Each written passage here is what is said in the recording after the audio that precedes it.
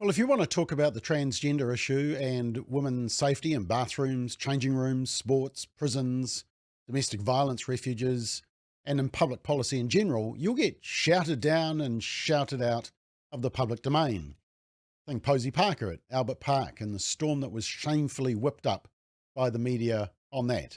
And of course, our full page advertisements shut down by the newspapers that simply asked, "What is a woman?"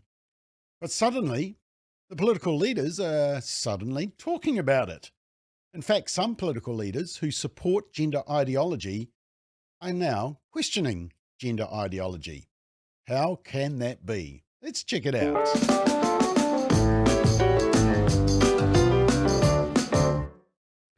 So, New Zealand First leader Winston Peters announced a number of policies around transgender issues recently, including laws requiring new public organisations, including new schools, to provide clearly demarcated unisex and single-sex bathrooms.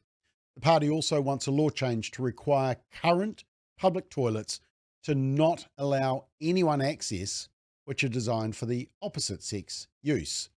And he also says we will pass legislation to ensure any publicly funded sporting body that does not have an exclusive biological female category, where ordinarily appropriate, shall be immediately ineligible for any public funding. And you'll see he opens the announcement saying this entire debate is about finding the balance between fair inclusion and fairness for all.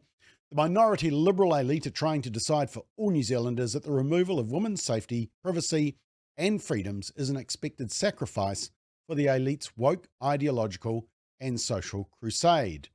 And he concludes by saying this is not about being anti-anyone or anti-anything. This is about standing up for common sense, safety, and fairness for everyone. Well, hard to argue.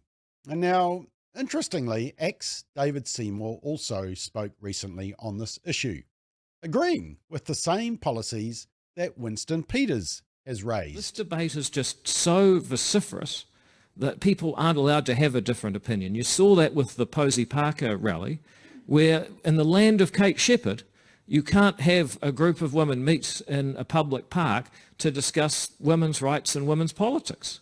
How on earth did that happen? And what seems to have occurred is that we have a tyranny of the minority, where the majority tremor in fear that if they even ask basic questions, they will be ostracized, pilloried, cancelled and doxed to the point that they can't have any kind of role in their own life. Yes, in every way possible you will be accommodated, but you can't tell people that black is white and white is black. You can't tell people that they're not allowed to ask the question. And there may be some facilities and some sports where actually people want to make a law, and it's allowed under the Human Rights Act, that actually you can't participate or you can't use this changing room or whatever if your birth sex is the opposite of that it's reserved for. I think those are the kinds of debates and changes that New Zealand's going to need on that issue.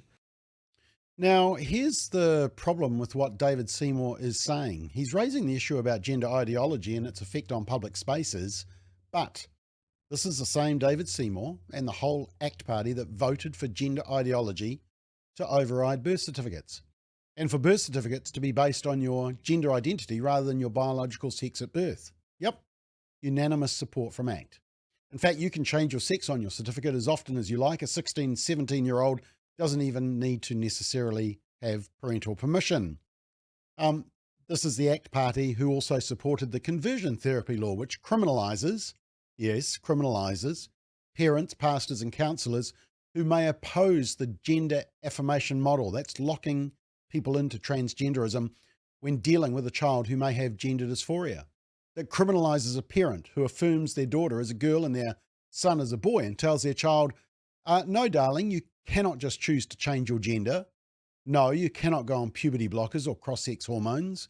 No, I'm not buying you a chest binder or those tuck-friendly togs.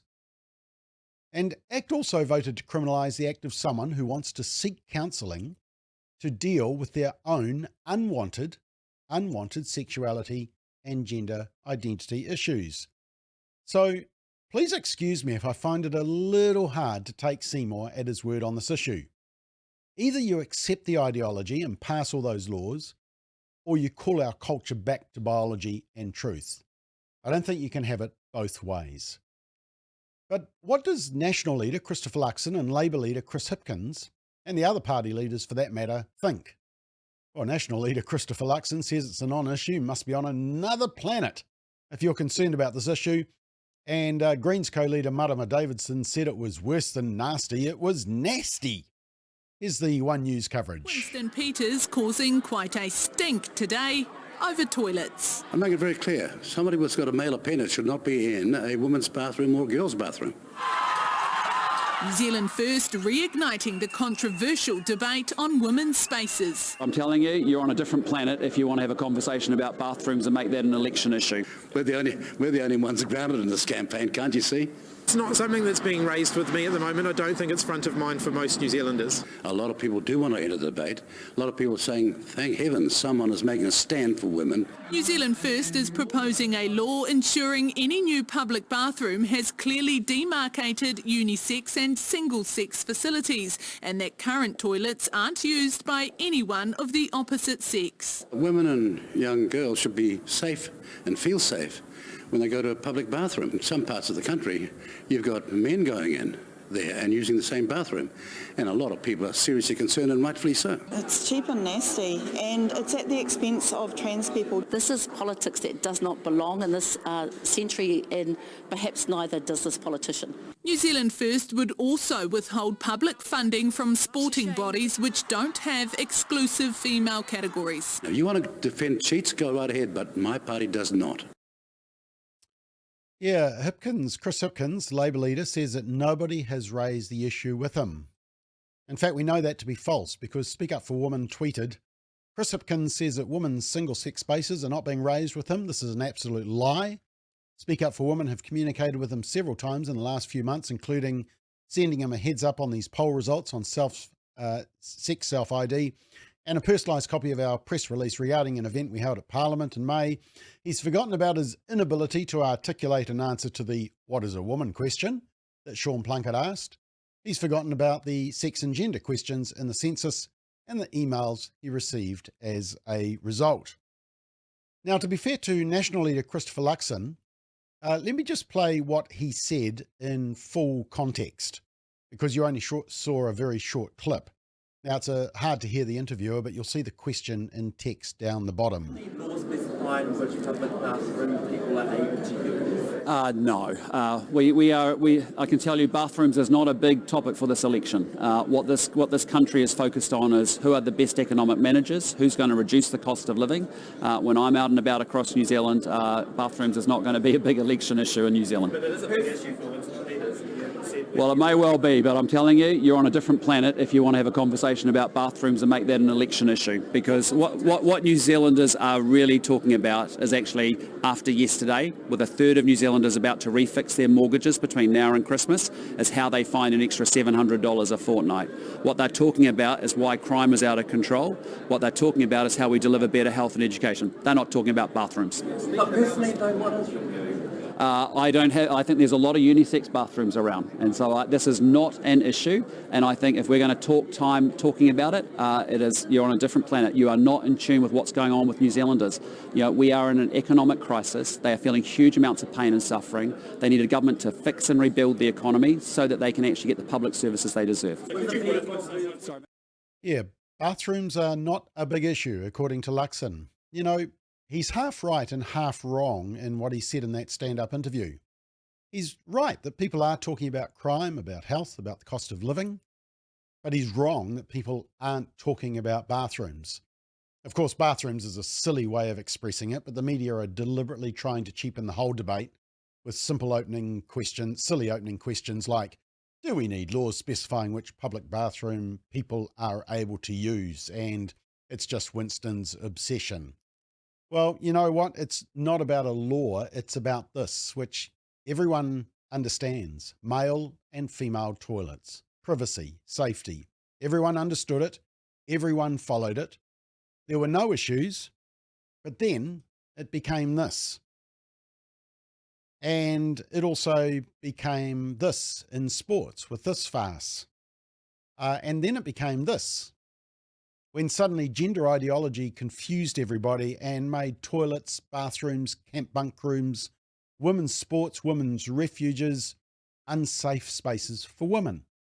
And anyone who raised concerns were cancelled. But we also know that National Leader Christopher Luxon is being asked about this issue also on the campaign trail. In fact, we recently highlighted his comments regarding the whole sexuality and gender ideology being rammed down in primary schools to children as young as 6 and 7, and Luxon's response that it's the parents' domain. So, thumbs up to Winston Peters for starting this debate on the campaign trail, although in fairness, there have been lots of others of us raising this issue for a number of years. In fact, our first report on this issue actually came out in 2015, 8 years ago. Here's what you need to do.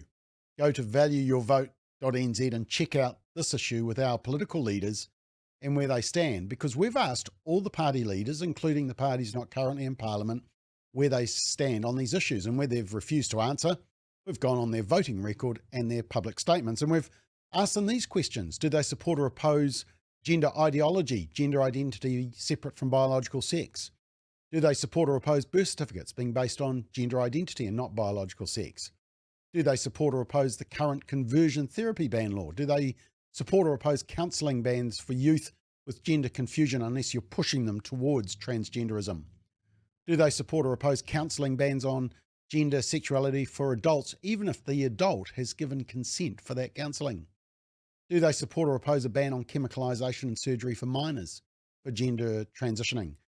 And do they support or oppose legal protection for parents to be able to discuss gender and sexuality issues with their children? And do they support or oppose a ban on prayer for issues related to sexuality and gender? Most of these things were criminalised in the conversion therapy law. Gender ideology is definitely an election issue. Well, it's one of a number, but it's definitely a key one.